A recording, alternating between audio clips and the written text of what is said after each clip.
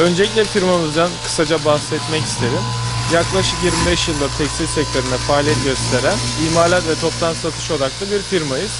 Erkek giyim üzerine yoğunlaşarak hem üretim hem de satış tarafından aktif bir yapı kurduk. Kaliteyi ve sürdürülebilir büyümeyi esas alıyoruz.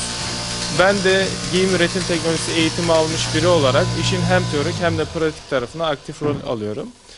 Bu da üretim süreçlerini daha verimli ve sistemli yönetmemize katkı sağlıyor. Sektörde en büyük sorunların başında artan maliyetler geliyor. Özellikle enerji, işçilik ve ham madde fiyatlarındaki dalgalanmalar üreticiyi ciddi şekilde zorluyor. Bunların arasında bizim de aynı şekilde.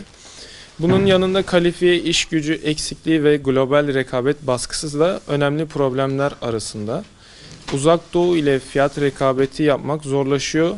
Avrupa pazarında kalite ve hız beklentisi artmış durumda şu an. İhracat yapan firmalar için en büyük fırsatlar ve riskler Türkiye'ye coğrafi avantajı ve hızlı üretim kabiliyeti. Avrupa pazarı bizim için çok önemli. Ancak kur dalgalanmaları, maliyet artışları ve global ekonomik belirsizlikler risk oluşturuyor. Ayrıca müşteri beklentileri her geçen gün daha da yükselmiş durumda şu an. Ham maddeye erişim ve fiyat dalgalanmaları üretimi ciddi şekilde etkiliyor. Özellikle döviz bazlı alımlar yapan firmalar için risk daha yüksek. Bu yüzden firmalar artık daha planlı stok yönetimi yapmaya ve alternatif tedarik kaynakları oluşturmaya yöneliyor. Hızlı moda anlayışı sektörde ciddi şekilde artmış durumda. Artık koleksiyonlar daha sık değişiyor ve üreticilerden çok daha hızlı reaksiyon bekleniyor. Bu da esnek üretim kabiliyeti olan firmaları öne çıkarıyor.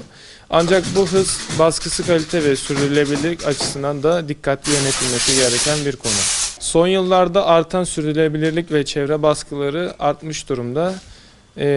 Artık bir tercihteyiz, zorunluluk haline geldi. Markalar geri dönüştürülebilirlik kumaşlar, düşük su tüketimi ve çevre dostu üretimi talep ediyor.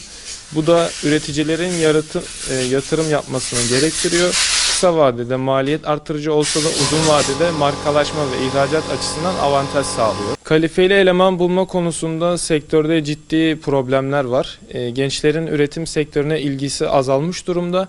Bu yüzden firmaların hem eğitim hem de çalışan bağlılık konusunda daha fazla yatırım yapması gerekiyor. Küçük ve orta ölçekli tekstil firmaların ayakta kalabilmesi için katma değerli ürünlere yönelmesi gerekiyor. Markalaşma, niş ürünler, kalite odaklı üretim ve dijitalleşme noktası kritik. Sadece fiyata rekabet etmek artık sürdürülebilir değil.